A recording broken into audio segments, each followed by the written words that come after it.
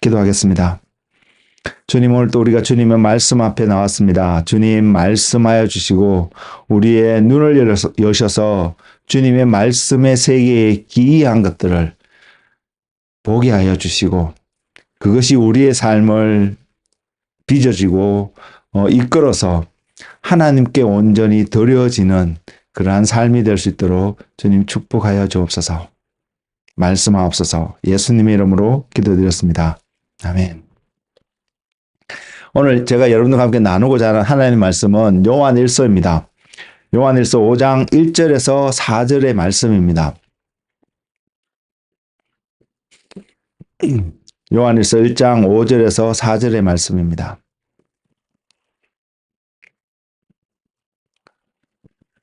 제가 카톡에 오늘 광고를 올리긴 했습니다만 이번 주에 우리가 읽는 하나님의 말씀은 역대상하입니다. 여러분 말씀을 계속해서 그 스케줄대로 따라오고 계시리라 믿는데요. 여러분 말씀을 보시면서 여러분 요즘 깨닫고 계시는 것이 어떤 것인지 참으로 궁금합니다. 궁금한데 저 또한 말씀을 읽을 때마다 과거에 보지 못했던 어떠한 것들이 보여지고 깨달아지고 주님이 이렇게 말씀하고 계셨네. 주님의 마음이 느껴지는 부분들이 있고요.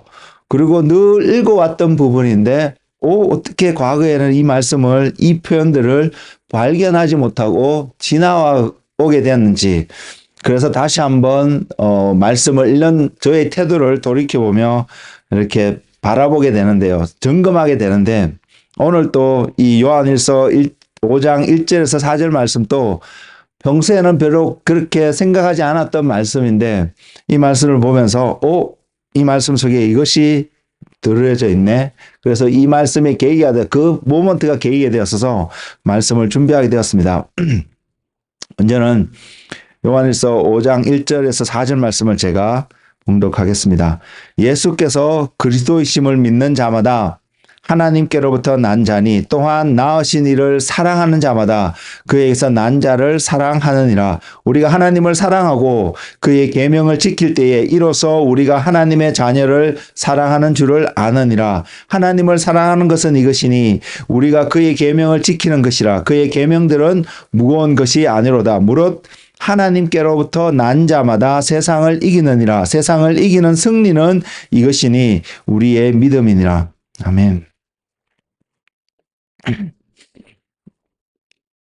제가 요즘 하나님이 계속 주시는 한 주제의 말씀이 있다라면 저는 하나님을 경외함에 대한 말씀을 계속 주신다고 저는 느끼고 있습니다. 그래서 이번 주에도 동일하게 경외함에 대한 말씀을 나눠야겠구나 이런 생각을 하게 되었는데 하면서 솔직히 어디서 본문을 시작해서 어떻게 전개해 나가야 될지 막막한 어떤 모먼트들이 분명히 있었거든요. 근데 조금 전에 말씀드렸던 것처럼 요한일서 5장 1절과 4절 말씀을 보면서 이 말씀을 중심으로 하나님을 경외하는 것이 어떠한 삶의 모습인지 우리가 다시 한번 생각해보고 우리 자신을 점검해보는 그런 시간이 되었으면 좋겠다는 마음이 있어서 준비하게 되었습니다.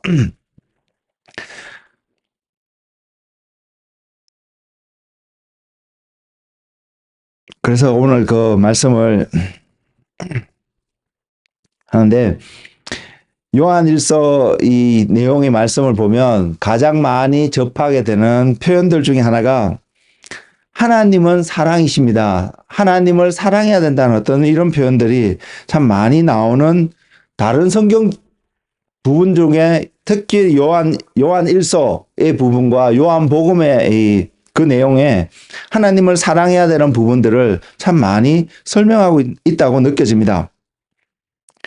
그리고 분명히 우리는 하나님을 사랑해야 한다는 사실을 알고 있는 사람들입니다. 근데 오늘 제가 이 말씀을 보면서 새롭게 깨닫게 이런 표현들이 있었네 라고 새롭게 와닿았던 한 부분이 1절에 보면 이런 말씀이 있죠. 또한 낳으신 이를 사랑하는 자마다 그에게서 난 자를 사랑하느니라. 이 표현을 접하게 되면서 저는 이런 마음이 들었습니다. 과거에는 이걸 제대로 보지 못했던 부분이었는데 알게 됐는데 그것이 뭐냐면 하나님이 낳은 사람들. 말 그대로 그 말은 하나님을 믿는 공동체, 믿음의 지체들을 지칭하는 표현일 것입니다. 근데 이 믿음의 지체들을 사랑할 수 있음을 또한 성경은 증거를 하고 있습니다. 왜 이런 표현을 쓰냐면요. 주님께서도 분명히 그런 말씀을 하셨거든요. 너희가 서로 사랑하면, 제가 처음에 주님이 하신 말씀, 너희가 서로 사랑하면이라는 표현을 알기 전까지는요, 그냥 사랑이라는 단어로 사랑해야 되는구나 라고 그 사랑의 대상이 모든 사람일 것을 생각하고 살아왔던 기간들이 분명히 있습니다. 물론 이것이 틀린 것이 아닙니다. 우리가 사랑해야 될 대상은 세상에 있는 모든 사람들을 우리가 기본적으로 사랑해야 될 부르심이 우리 안에 있음을 분명히 확인합니다. 그럼에도 불구하고 주님께서 특별히 우리에게 계명과 같이 우리에게 말씀하여 주신 한 부분이 있다면 너희가 서로 사랑하면입니다. 너희가 세상에 있는 사람들을 사랑하면이라는 표현이 아니라 너희가 서로 사랑하면, 이 말은 믿는 자들끼리 서로 사랑을 나누는 어떠한 삶의 모습을 주님이 분명히 이야기하고 있다고 저는 믿습니다. 그래서 우리가 서로 사랑하면 세상이 너희가 내 제자인 것을 알 것이라고 말하고 있습니다. 그래서 솔직히 저도 아직 잘 모르는데요. 믿는 사람들끼리, 주님의 제자들끼리 서로 사랑하는 모습이 도대체 어떠한 모습으로 나타나야만이 세상 사람들이 그 모습을 보고, 다시 오늘날 우리의 용어로 좀 바꿔보면 세상에 있는 사람들이 교회를 바라보고 정말 저 교회는 주님의 교회구나, 주님의 제자들이 모여있는 공동체구나 라고 생각할 수 있을까, 느낄 수 있을까. 물론 사도행전 4장이나 5장 요 초대교회에 나타났던 모습들을 보면 조금은 이해할 수 있습니다. 감지할 수 있습니다. 어쨌든 그건 그 시대이고 오늘을 사는 우리들에게는 과연 어떠한 모습으로 나타나는 것이 주님이 말씀하신 서로가 사랑하는 어떠한 모습을 통해서 세상 사람들이 우리가 주님의 제자인 것을 알 수 있을까 고민할 수밖에 없고, 지금 또 고민하고 있습니다. 그래서 사랑하기를 원하고, 우리가 아는 것은 분명히 사랑해야 된다는 사실은 안다고 믿습니다. 그래서 어떻게는 아직 답을 얻지 못했다 할지라도 저와 여러분 삶 속에 우리가 서로 사랑해야 되는구나 라는 진리만큼은, 명제만큼은 놓치지 않는 저와 여러분의 삶이 되기를 원합니다. 근데 오늘 본문의 말씀을 시작하는 부분을 보면 요한복음 14장에서 주님이 그렇게 서로 사랑해야 되는 것을 말씀하셨다면, 지금 요한일서 5장 1절의 말씀을 통해서는 분명히 그렇게 말하고 있습니다. 또한 낳으신 이를 사랑하는 자마다 그에게서 난 자를 사랑하느니라. 뭐냐면 하나님을 사랑하는 자마다, 왜? 우리가 하나님으로부터 난 자들이기 때문에 그래서 하나님을 사랑하게 되는 모든 사람마다, 저와 여러분이 하나님을 사랑하면 하나님께로부터 나 아닌 다른 사람들을 또한 사랑할 수 있음을 성경은 분명히 이야기하고 있습니다. 그래서 제 안에 나타나는 한 특징은 이것이 어떻게 삶 속에 더 많이 나타나기를 원하느냐 이렇게 바라보고 있는 한 부분은 뭐냐면요. 믿음의 선배들이 지나왔던 사람들을 바라보고 그들을 honoring하고 그들을 respect하는 어떠한 모습들. 제가 예전에 그러한 메시지를 들은 게 있었는데 그 메시지 통해서 맞구나. 은연중에 알게 모르게 우리에게 주어진 어떠한 계시와 가르침이 큰 것으로 인해서 과거 세대에 살았던 믿음의 선배들이 그렇게 살아왔던 삶의 여정들에서 존중하고 높여주는 태도보다는 좀 비판하고 하는 태도들로 인해서 우리가 더 나은 믿음 생활을 하는 것 같은 뉘앙스를 주는 메시지들이 좀 있어 왔거든요. 근데 그러한 메시지, 믿음의 선배들을 존중해야 된다는 메시지를 듣고 또한 말씀을 통해서 확인해 봐는 저의 믿음의 여정 속에서 그렇구나. 그들 시대에 하나님이 주시고 그들을 통해서 하나님이 이뤄가신 믿음의 여정들을 후대에 사는 우리들이 존중하고 높여줄 필요가 있구나. 그럴 때에 저와 여러분이 그 믿음의 씨앗 위에서 그 믿음의 기초 위에서 우리가 또 한 걸음 올라서서 우리가 달려가야 될 부르심의 경주를 완성할 수 있음을 저는 바라보게 되었습니다. 부모님 세대 또한 그보다 더 앞선 세대에서 살았던 그 믿음의 경주를 했던 사람들은 우리들이 지금 보고 겪는 것들을 전혀 겪지 않고 믿음의 시간들을 지나갔을 수 있습니다. 그래서 어쩌면 우리가 더 힘든 믿음의 여정을 가고 있다고 표현할 수도 있을지 모르겠지만 그것은 중요하지 않더라고요. 우리에게 주어진 이 여정을 십자가라고 표현할 수 있는 이러한 과정들을 감당할 수 있는 것도 주님이 우리에게 주셨기 때문에 우리는 해갈 수 있는데 우리는 또한 그것을 감당하고 지나갈 수 있는 그 힘이 우리 이전에 살았던 세대로부터 그 믿음의 유산들을 물려받고 그 믿음 위에서 우리가 또 우리의 것들을 세워져 나갈 때에 하나님 안에서 우리는 그 믿음의 승리의 여정을 갈 수 있음을 분명히 바라보게 됩니다. 동일하게 저와 여러분 삶 속에 이러한 시각으로 우리에게 믿음을 전수한 가깝게는 부모 세대가 될 수 있을 것이고요.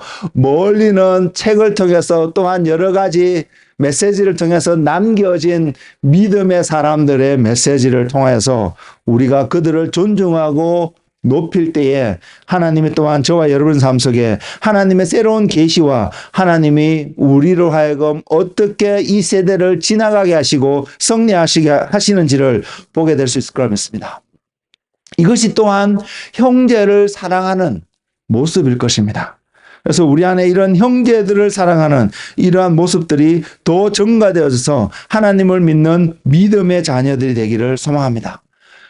그래서 그런 관점에서 보더라도 오늘 우리에게 주는 이 말씀을 보면 중요한 키워드가 저와 여러분이 모르는 말씀이 아닙니다. 그 키워드는 하나님을 사랑하는 삶입니다.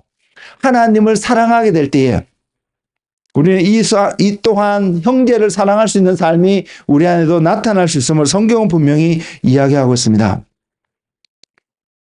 저와 여러분이 하나님께로부터 났다는 것을 믿는 자들이기 때문에 우리 안에는 반드시 하나님을 사랑하는 그 삶의 태도와 열매가 나타날 수밖에 없음을 우리는 먼저 받아들이고 인정하고 그 전제하에서 오늘 말씀을 한번 대해보았으면 좋겠습니다. 잠언서 1장 7절의 말씀 보면 우리가 잘 알고 있습니다. 그 앞부분이 이렇게 표현합니다. 여호와를 경외하는 것이 지식의 근본이라고 말입니다. 지식의 근본이라고 표현하고 있지만 이것을 문자 그대로만 내로하게 바라보는 것이 아니라 조금 더 확장해서 보면 그래서 에베소서에서 또한 다른 부분에서 증거하고 있는 요한복음에서도 증거하고 있는 예수님의 모습을 통해서 우리가 이것을 동일하게 바라볼 수 있는데요. 무엇이냐면 결국 지식의 근본이라는 말씀은 모든 만물의 중심이 하나님, 주님이시라는 것을 증거하고 있다는 사실입니다. 주님이 없이는 아무것도 존재할 수 없다는 사실을 분명히 성경은 이야기하고 있습니다. 여러분 한번 생각해 보신 적 있어요? 이것이 더 실제적으로 우리 삶 속에 다가왔던 여러 모먼트들을 여러분 기억하고 계시나요? 예수님이 계시지 않는다면 내가 존재할 수 없구나. 반대로 내가 존재하는 이유가 예수 그리스도구나. 이러한 결론에 온전히 도달하게 되면 저와 여러분은 어떠한 삶을 살아가게 될까요? 우리의 삶은 어떠한 모습이 될까요? 이것을 통해서 또 확인하게 되는 것은요. 세상은 말씀으로 지어졌다는 사실입니다. 말씀이 모든 만물의 근원임을 알게 된다는 것을 성경은 또 다른 모습으로 우리에게 증거하고 있다는 사실입니다. 그렇다면 우리 삶 속에 적용하면 동일하게 우리는 이렇게 표현할 수 있습니다. 말씀은 우리의 삶의 시작이라고 말입니다. 그리고 그 말씀은 저와 여러분에게 시대를 불문하고 나타나는 모습은 조금씩 다를 수 있겠지만 그 근본은 동일한 것을 나타나고 있는데 그 말씀은 하나님을 경외하는 삶을 살아야 되는 것을 분명히 강조하고 있습니다. 제가 오늘 여러분에게 무엇을 어떻게 표현을 하든 우리 모두는 이 생각을 늘 하며 살았으면 좋겠습니다. 그것은 뭐냐면 나는 지금 오늘 하나님을 어떻게 경외하면서 살아가고 있는가 말입니다.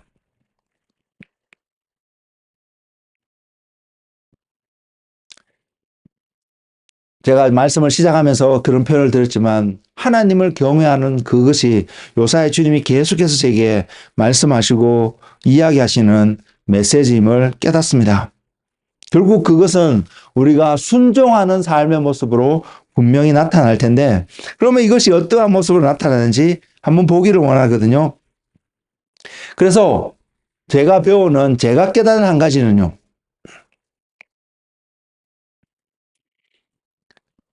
말씀을 알아가고 주님을 좀 더 알아가고 배워가면 배워갈수록 모든 그리스도인들이 이 삶이라는 하나님을 경외하는 그 삶의 기초가 되어지고 그래서 어떠한 삶의 행위들을 행하게 되는데 그렇게 나타날 수밖에 없는 삶의 행위들이 믿음의 삶인 것을 보게 됩니다.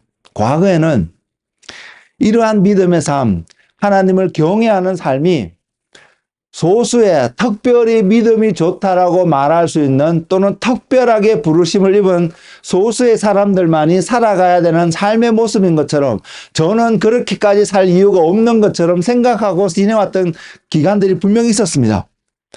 그렇지만 하나님을 배우면 알아가면 알아갈수록 저는 이것이 믿음의 삶인 것을 고백하지 않을 수 없습니다. 여전히 그 기준에 부족함이 보인다 할지라도 그거와 상관없이 우리의 목표치는 바로 이 땅에서 그 믿음의 삶을 살아야 되는데 그 믿음의 삶을 산다는 것이 하나님을 경외하는 삶이라는 것을 말입니다. 반대로 말하면 하나님을 경외하는 삶을 살지 않는 우리의 모습은 믿음의 삶이 되지 않는다는 사실을 우리는 기억하기를 원합니다. 그래서 믿음은요. 우리의 어떤 필요들을 채우기 위해서 하나님이 요구하신, 말씀하신 어떤 툴로서 주어진 것이 아니라 우리의 삶의 근간이고 근본이고 우리의 삶의 기본적인 삶의 태도인 것을 분명히 이야기하고 있습니다. 그래서 우리가 그러한 믿음의 삶의 태도를 가지고 오늘 또 살아가면요. 우리의 관점은 땅에 있지 않습니다. 분명히 우리의 관점은 하늘에서 바라보게 됩니다. 하나님을 바라보게 되고 하나님은 과연 무엇이라고 말씀하실까? 하나님은 나에게 지금 무엇을 요구하고 계실까? 하나님의 마음은 지금 무엇으로 어떠한 것으로 우리에게 표현되어지며 나는 그 하나님의 마음을 어떻게 드러내는 한 사람이 되기를 원하실까? 이것에 관심을 갖는 우리의 삶이 될 것이라고 믿습니다. 반대로 근데 우리의 삶을 돌이켜보면 그래서 우리가 종종 고백하는 고백이 있죠. 믿음이 없어서 큰일이라고 믿음이 더 있어야 되는데 그 말은 우리의 관점이 하늘에 있는 하나님께 관점이 있는 것이 아니라 세상에 있다는 것을 스스로 고백하는 하나의 모습일 것입니다. 그래서 우리는 알았으면 좋겠습니다. 아, 세상에 관심을 가지고 있는 나의 모습을 볼 때마다 우리는 믿음에서 떨어져 가는 삶을 살아가고 있구나라는 사실을 말입니다. 만약 그러한 것을 바라보게 된다면 지체하지 말고 믿음의 자리로 돌이키는 믿음의 사람들 되시길 주님의 이름으로 축복을 드립니다. 땅의 목적이 되어 있는 땅의 어떤 일, 세상의 어떤 돌아가는 일에 중심이 우리의 마음이 뺏기고 그것에 우리의 삶이 자꾸 형성되어지고 준비하고 살아가려고 하는 그 삶의 태도가 우리로 하여금 하나님으로부터 하나님의 나라를 꿈꾸며 하나님을 기대하는 삶에서 멀어지게 하고 결국은 이러한 삶이 하나님을 경외하는 것에 우리가 나아가지 못하도록 막는다는 사실을 여러분 꼭 기억했으면 좋겠습니다. 그래서 그 모든 삶을 축약해서 할 수 있는 단어가 하나님의 경외함입니다. 하나님을 경외함입니다. 이것이 믿음이고요. 이것이 하나님을 사랑하는 삶인 것을 우리는 오늘 이 시간을 통해서 다시 한번 기억하고 하나님 앞에 우리 자신이 점검되어질 수 있는 그러한 은혜가 있기를 소망합니다.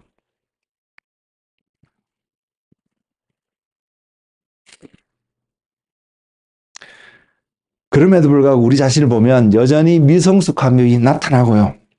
여전히 어리석은 부분이 나타나고 있는 우리 모습을 분명히 봅니다. 그렇기 때문에 서로가 서로를 보면서 상대방의 미성숙함 때문에 내가 좀 더 나은 것처럼 자랑하고 뽐내고 이렇게 할 이유가 전혀 없다는 사실.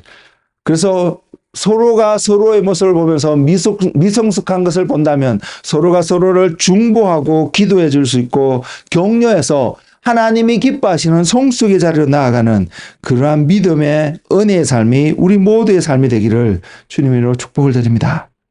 그러면 우리가 이 땅에서 살아가는 그 삶의 여정이 하나님이 기뻐하시는 믿음의 순종의 삶의 여정이 분명히 될 수 있을 거라고 믿습니다.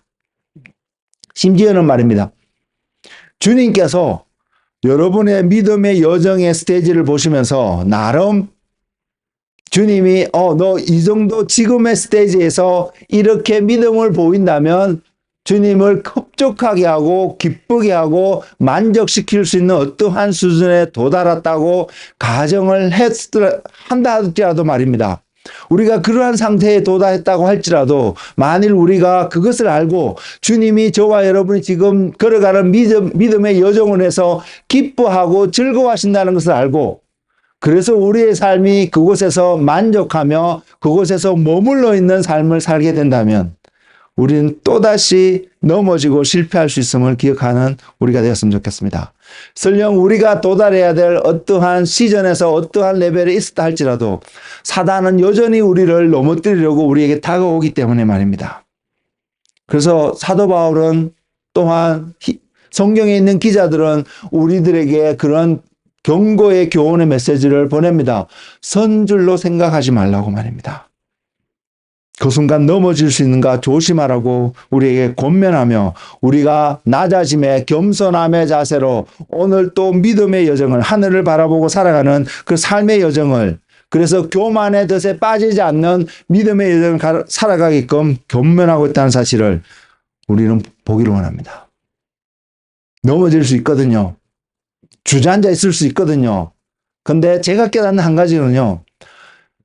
우리가 볼 때는 주변의 이웃 사람들, 형제들이 넘어진 것을 보면 그 이야기를 들어보면 그렇기 때문에 넘어질 수밖에 없겠구나. 때로는 동정도 되어지고요. 안타까운 마음도 들어지는 그런 모먼트들이 분명히 있을 수 있습니다. 근데 말씀을 통해서 확인해 보면 넘어지는 것 자체가 변명의 여지가 없다는 사실입니다. 우리는 넘어지지 아니하고 승리하며 끝까지 그 믿음의 경주를 완주할 수 있도록 하나님의 말씀은 우리에게 권면하고 보여주고 가르쳐주고 인도하고 있다는 사실입니다. 그래서 우리는 기억하기를 원합니다. 그러한 모먼트와 그러한 순간들이 다가온다면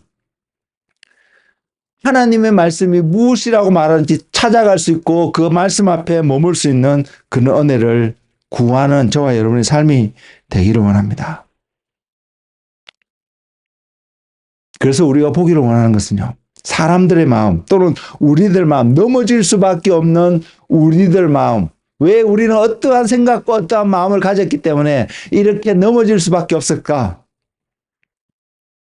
그것을 보는 것이 아니라 그것 때문에 넘어지긴 했지만 그러나 넘어진 이유는 그 과정 때문이 아니라 하나님을 바라보지 못했던 그것으로 인해서 넘어졌다는 사실을 깨닫고 다시 한번 눈을 들어 하나님을 볼 수 있는 그런 믿음의 순종의 삶을 하나님을 사랑하는 삶이 저와 여러분의 것이 되었으면 좋겠습니다. 그렇다면 그렇게 살아가는 우리들은 땅의 것을 바라보는 것이 아니라 하늘의 것을 바라보고 오늘 또 하나님과 동행하는 어떠한 삶의 모습을 우리는 살아가게 될 것이기 때문입니다. 오늘 우리에게 주신 첫 번째 말씀을 보면 예수님이 그리스도이심을 믿는 자는 하나님께로부터 난 자라고 분명히 선언하고 있습니다. 우리는 이 말씀에 대해서 우리가 믿음이 없다라고 표현하고 싶지 않는 사람이라고 생각합니다. 우리 안에 믿음이 없다라고 느껴지는 순간이 있다 할지라도 우리는 이런 대답을 하는 사람입니다. 나는 예수 그리스도로 말미암아 다시 태어난 자입니다. 나는 예수 그리스도를 믿음으로 말미암아 구원을 얻은 자입니다. 그것은 믿음이 내 스스로 생각해도 믿음이 성숙하든 아니든 상관없이 적어도 이곳에 모여있는 우리 모두에게는 그러한 마음이 다 있습니다.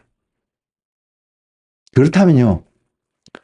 우리가 이것이 정확하게 우리의 상태를 말하고 우리의 삶을 말하고 있는 기준이 되는 믿음의 한 모습이라면 우리는 이러한 결과가 반드시 나타날 것인데 그것이 뭐냐면 하나님을 사랑할 수밖에 없음요. 성경은 분명히 그렇게 말하고 있거든요. 하나님께로 난 자마다 하나님을 사랑한다라고 말하고 있고요. 우리가 하나님을 사랑하고 있는지 아닌지는 두 번째 치더라도요. 우리는 하나님께로부터 낫다라는 진리에 대해서 부정하고 싶지 않고 이것이 우리로 하여금 우리가 그 진리에 부족한 사람이 되는 것을 원치 않기 때문입니다. 그렇다면 우리는 기억하기를 원합니다. 그렇기 때문에 우리는 하나님을 사랑할 수밖에 없는 사랑해야 된다는 존재인 것을요. 그리고 그 사랑이 하나님을 사랑하게 된 그 사랑이 하나님으로부터 난 다른 그리스도인들 또한 사랑할 수 있도록 우리의 삶을 이끈다는 사실을 우리는 생각해 보기를 원합니다. 그렇지만 우리는 종종 그런 고민을 하지 않습니까? 내가 정말 사랑하고 있을까? 이것이 정말 사랑하는 어떤 사랑의 표현일까? 아니, 우리가 나타내야 될 사랑의 표현들은 과연 무엇일까? 이런 딜레마들이 우리 안에 분명히 있다고 생각합니다. 그러나 분명하게 말씀드리는 것은 우리는 이런 기준을 갖고 우리가 행하는 어떤 것들이 또한 우리가 말하는 어떤 모습들이 사랑인지 아닌지를 점검해 볼 수 있는 한 기준이 그것이 믿음에 근거한 믿음으로 말미암은 믿음의 행함의 한 모습인지 아닌지를 살펴볼 수 있는 지혜와 은혜가 우리 가운데 충만하기를 원합니다. 그래서 우리가 하나님을 더 사랑하면 저는 그걸 믿습니다. 내가 하나님을 사랑하면 사랑할수록 그 하나님의 사랑이 우리를 강권하셔서 고린도후서 5장에 나오는 말씀인데 우리를 강권하셔서 우리로 하여금 또한 형제들을 사랑할 수 있게끔 인도하고 있다는 사실 말입니다. 여러분 정말로 사랑하는 사람이 되고 싶으세요? 그러면 목숨 걸고 뜻을 다하고 힘을 다하여 여러분의 하나님이신 예수 그리스도를 사랑하시는 한 분 한 분 되시기를 주님의 이름으로 축복을 드립니다. 여러분 이미 눈치채셨겠지만 그렇게 해서 하나님을 사랑하는 사람이라면 그의 삶은 하나님을 경외하는 삶으로 반드시 나타날 것입니다. 결국 하나님을 사랑한다라는 표현은 하나님을 경외합니다라는 표현에 같은 의미를 갖고 있지만 다른 표현인 것을 우리는 기억했으면 좋겠습니다. 예수님께서도 요한복음에서 그렇게 말씀했습니다. 요한복음 14장 23절과 24절 말씀 보면 이렇습니다. 예수께서 대답하여 이르시되 사람이 나를 사랑하면 내 말을 지키리니 내 아버지께서 그를 사랑하실 것이요 우리가 그에게 가서 거처를 그와 함께 하리라. 나를 사랑하지 아니하는 자는 내 말을 지키지 아니하나니 너희가 듣는 말은 내 말이 아니요 나를 보내신 아버지의 말씀이니라. 주님을 사랑하는 이 태도가 우리에게 요구되어지고 있음을 그러면 하나님과 함께하는 그 삶을 살아갈 수 있음을 분명히 증거하고 있습니다. 결국은 우리는 이런 결론을 내릴 수 있습니다. 사랑, 경외, 그리고 계명을 지키는 삶은 같은 말이지만 다른 표현이라는 것을 말입니다. 근데 우리의 삶을 가만히 보면 우리 정직하게 고백해 보면 계명을 지키는 어떠한 그 삶의 그 기준을 통해서 우리의 삶을 보면 우리는 좀 부족하다는 생각을 너무 종종 자주 느끼지 않나요? 부족하다는 말은 내가 순종해야 되는데 순종하지 않고 있구나라고 느껴지는 모먼트들이 우리 삶 속에 더 많이 드러나고 있다는 생각을 갖지 않으시나요? 우리가 그렇게 동의를 하게 된다면 내 삶이 그렇구나. 내가 오늘 또 순종하지 못하는 하나님의 계명을 지키지 못하는 어떤 삶을 살아가고 있구나라고 느끼게 된다면 우리는 이런 결론을 낼 수밖에 없습니다. 내가 하나님을 사랑하지 않고 있구나. 여러분 자신은 어떠세요? 우리가 종종 계명을 지키는 것 또는 순종하는 것에 대면했을 때 우리 안에 드는 생각은 저는 종종 그런데 여러분 어떤지 모르겠습니다. 어떤 생각이 드냐면 난 이것을 하고 싶은데 하나님께 순종하고 하나님께 계명을 지키면 이것을 포기해야 되는 어떠한 느낌들 말입니다. 내가 하고 싶은 것을 하지 못하게 하는 것이 하나님의 계명인 것처럼 느껴지는 그 느낌들 말입니다. 근데 우리는 이것을 생각해 봐야 합니다. 저와 여러분이 정말로 하늘에 속한 자의 삶을 살아가기로 한다면 내가 지금 하고 싶어하는 그러한 어떤 내용들이 하늘에 속한 것의 어떤 내용인지 아닌지를 먼저 살펴보는 지혜가 우리 안에 있기를 원합니다. 제가 오늘 여러분께 함께 나눠드릴 한 예라고 말씀드릴 수 있는 성경에 있는 한 내용이긴 한데요. 오늘 우리 삶 속에서도 동일하게 적용해 볼 수 있는 한 내용인데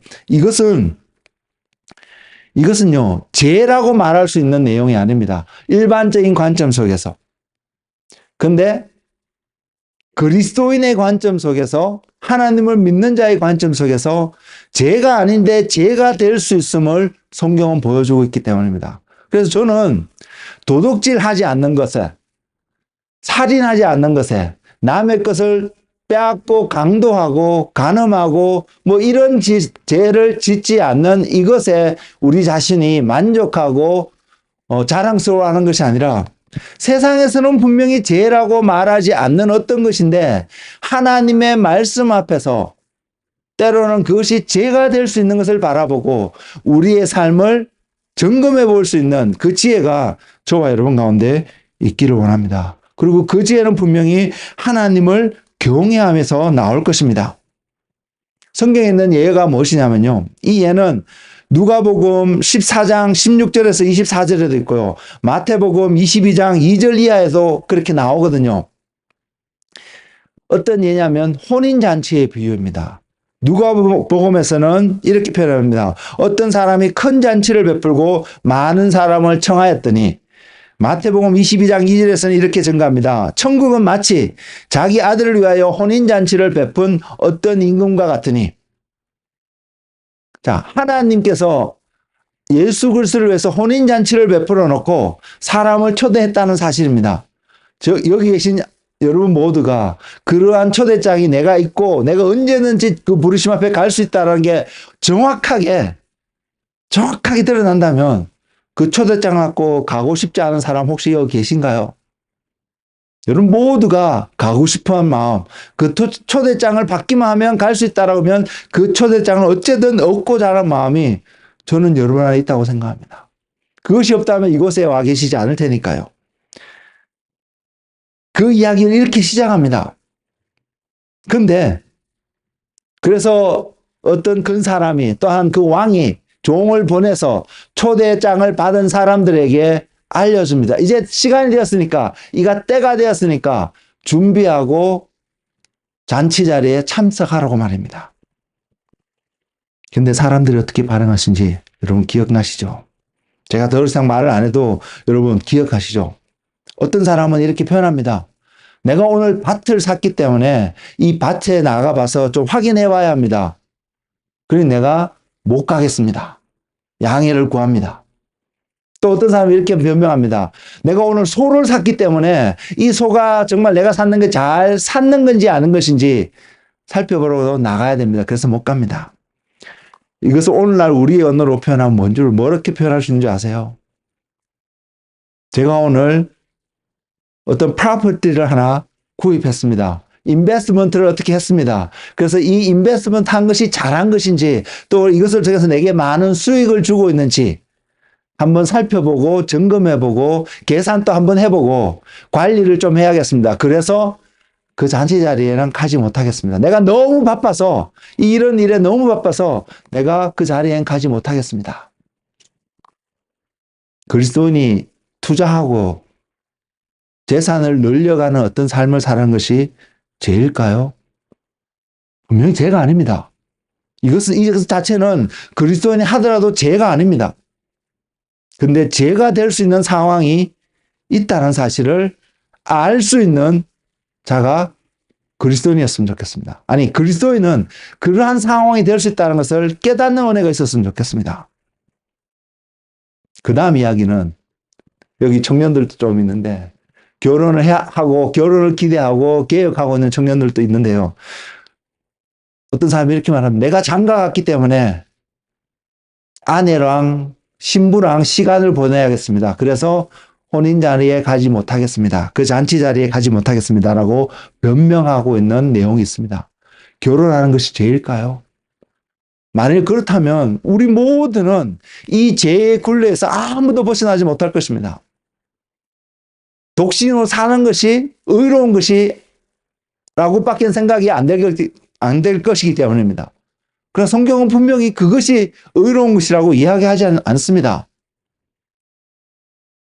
결국 결혼하는 것도 죄 짓는 것이 분명히 아닙니다.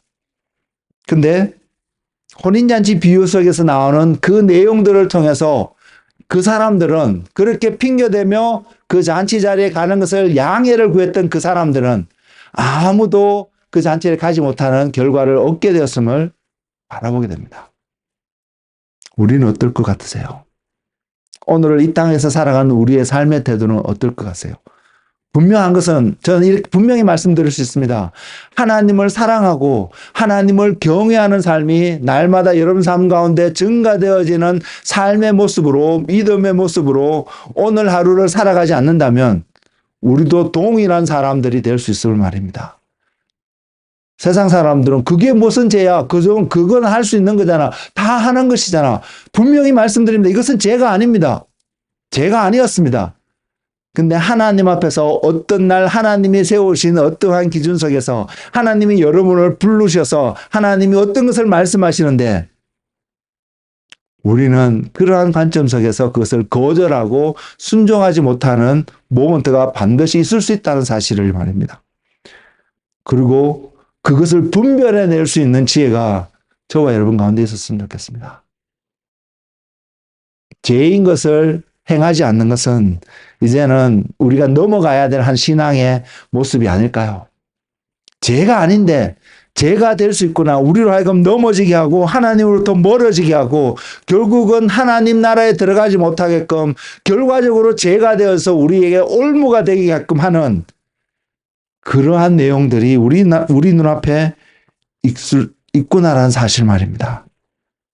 그리스도인은 바로 이 차이를 구별할 수 있는 사람이어야 된다고 믿습니다. 그리고 이 차이를 구별하는 최고의 한 방법은 저와 여러분이 말씀을 가까이 하고 하나님을 사랑하는 자리에 우리 자신을 쳐서 복종하는 그러한 삶의 훈련들을 해갈 때입니다. 하나님의 말씀을 듣고 하나님께 나아가서 기도하고 하나님과 대화하고 하나님과 동행하는 어떠한 삶의 여정들을 우리가 만일 게을리하고 있다면 어느 순간 하나님이 부르시는 그 순간에 우리는 하나님의 부르심에 순종하는 것을 원하는 것이 아니라 내가 생각하고 내가 계획했던 어떤 것을 이루어가는 것에 초점을 맞추고 그것에 치중하게 돼서 하나님부터 멀어질 수 있는 모먼트들이 있음을 우리는 분명히 기억하기를 원합니다. 그래서 저는 여러분들이 지혜로운 자가 되기를 원합니다. 그래서 여러분이 행하시는 모든 일들이 하나님 안에서 하나님이 기준이 되어져서 하나님과 동행하는 삶의 모습으로 투자도 하시고요. 결혼도 하시고요. 사람도 만나시고 사랑도 하시고 그 모든 것들을 행할 수 있는 그러한 우리의 삶이 되었으면 좋겠습니다. 그래서 우리가 이 모든 것이 하나님의 은혜로 하나님의 인도하심으로 하나님과 동행하는 삶으로 살았다고 고백하는 저와 여러분의 믿음의 삶이 되었으면 좋겠습니다. 이것은 하나님이 전부이며 하나님이 최우선에 놓인 삶에서 출발할 수밖에 없습니다. 만일 저와 여러분 지금 예수님이 나의 구세주입니다라고 고백하실 수 있는 사람이라고 여러분이 이야기하신다면 그래서 내가 거듭났고 그래서 예수님을 믿는 사람이라고 여러분 오늘 말씀을 하신다면 적어도 여러분이 그렇게 고백했던 신시얼하게 그것을 고백했던 그 순간에 여러분의 삶의 최우선순위는 하나님이었을 것입니다. 여러분 삶의 모든 것 되시는 분은 하나님이었을 것입니다. 근데 오늘날 우리가 우리 자신을 돌이켜보면서 그러한 삶의 모습에서 뭔가 거리가 있고 떨어져 있는 여러분 자신을 발견한다면 우리는 돌이켜야 되지 않을까요?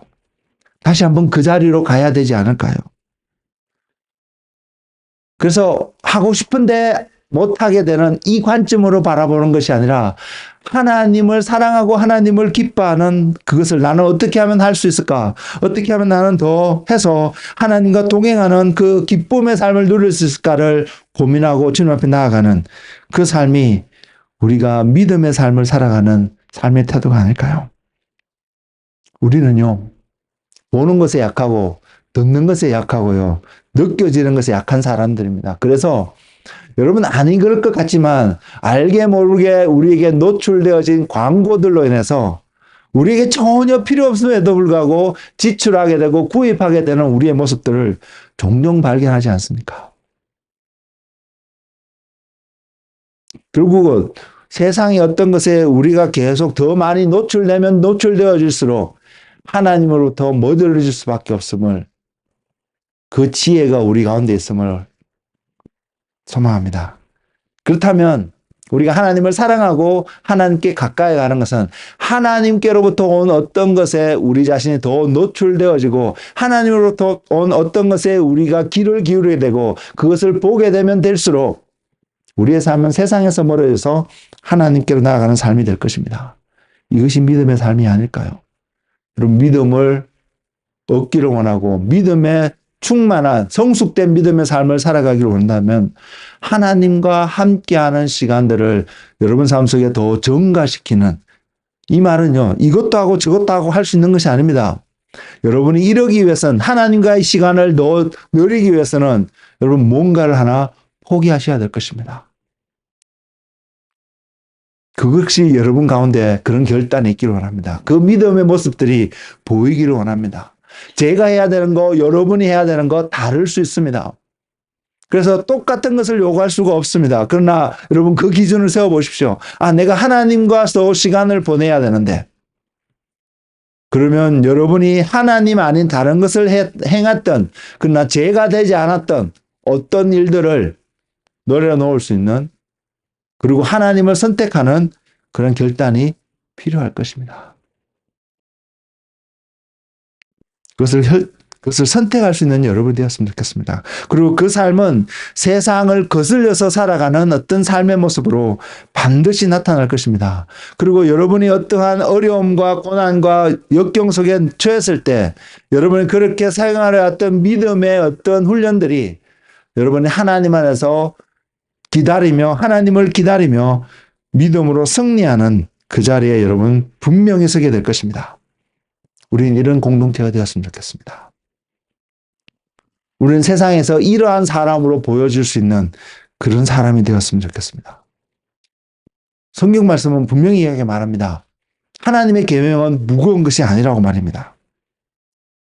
근데 왜 우리는 종종 무겁게 느껴질까요? 저는 하나님을 사랑하고자 하는 마음이 우리 안에 부족하기 때문에 나타날 수밖에 없다고 하는 표현이라고 생각합니다. 그래서 우리가 내가 이것을 지켜야 되는데, 순종해야 되는데, 이 고민보다 내가 어떻게 하면 하나님을 더 사랑할 수 있을까? 하나님을 사랑하는 자리에 여러분 자신을 쳐서 복종시키는 은혜가 넘치기를 원합니다. 그럴 때 우리는 종교의 행위가 아니라 종교의 모습이지만 정말로 진실한 믿음의 행함들을 하는 믿음의 사람들이 될 것입니다.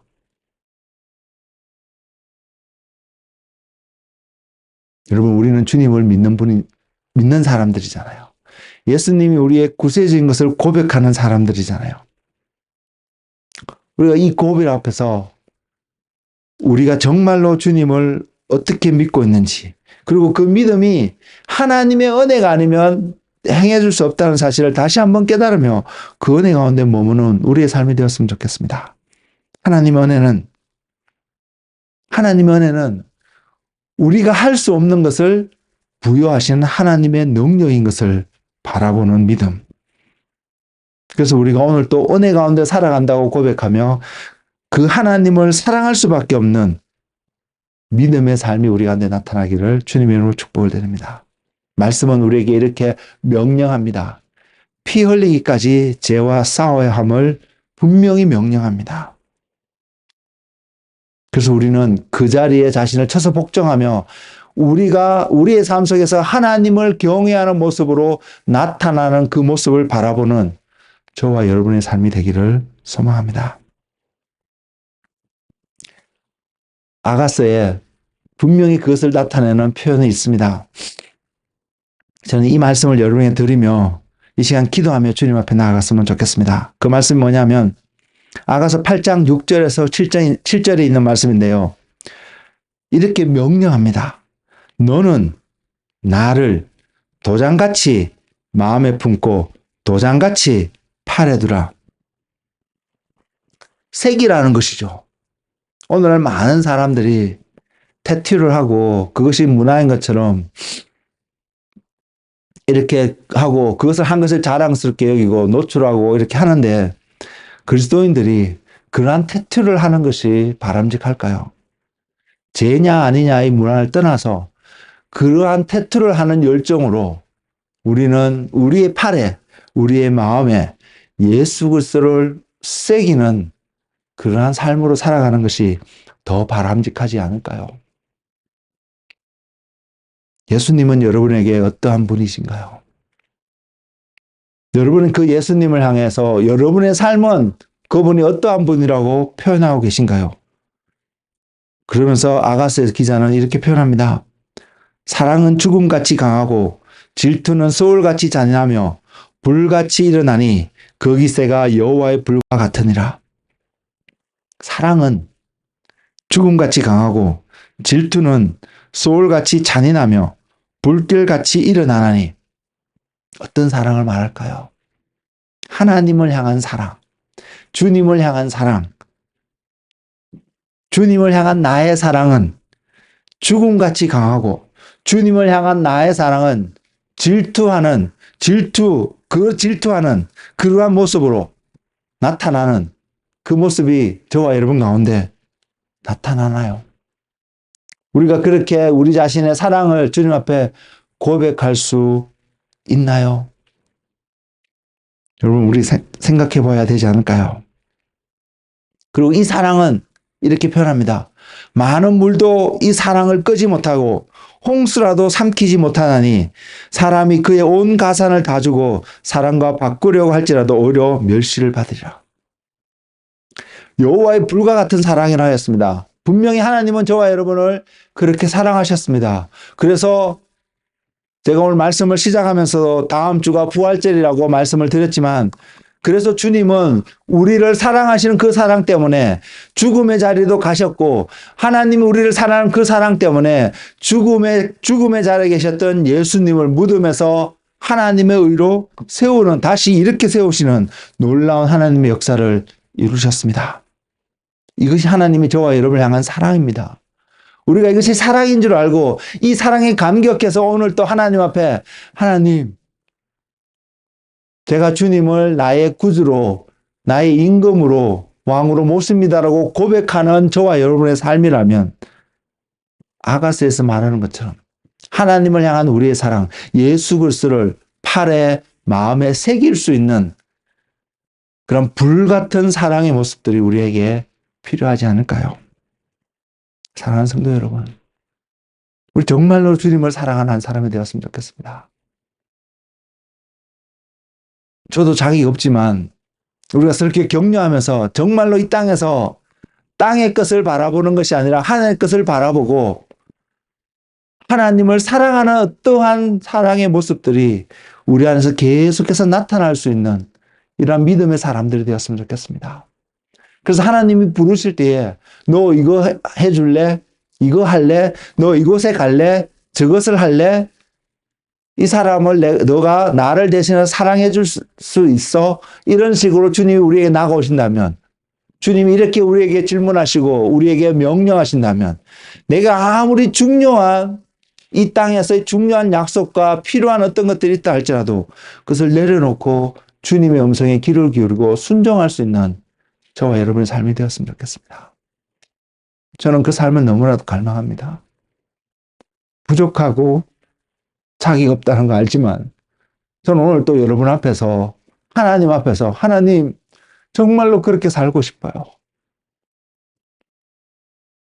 그것이 어떠한 대가를 지불하든 그것이 하나님을 사랑하는 모습으로 제 삶 가운데 나타나기를 소망합니다. 이것이 저의 기도 제목이고 여러분의 기도 제목이기를 원합니다. 부족한 우리들의 모습, 연약한 우리들의 모습. 오늘 저도 지금 여러분 앞에 이런 표현을 하고 있지만 여러분들도 또한 다른 사람 앞에 이런 표현을 하실 수 있을 거라고 생각하거든요. 그렇게 표현하고 순간 돌아서는 순간 그 표현에 걸맞지 않는 삶의 모습이 나타나는 게 우리의 모습이라 할지라도 그만큼 우리가 연약하고 나약한 육신 가운데 사는 우리의 모습이라 할지라도 우리가 하나님 앞에 나아가서 오늘은 하나님 그럼에도 불구하고 주님 앞에 내 자신을 드릴 수 있는 그래서 주님이 가신 그 길을 따라가는 주님을 사랑하는 하나님이 아니면 하나님의 말씀을 내가 오늘 가까이 하고 하나님을 배우지 아니하면 세상에서 얻고 세상에서 누리는 모든 것이 무익함을 깨닫고 주님 앞에 온전히 달려가는 그런 믿음의 사람들이 되기를 그것을 결단하고 그 차이를 미묘한 그 차이를 바라보고 그래서 하나님을 향해서 여러분의 발걸음을 돌릴 수 있는 그런 믿음의 사람들이 되기를 주님의 이름으로 축복을 드립니다. 기도하겠습니다.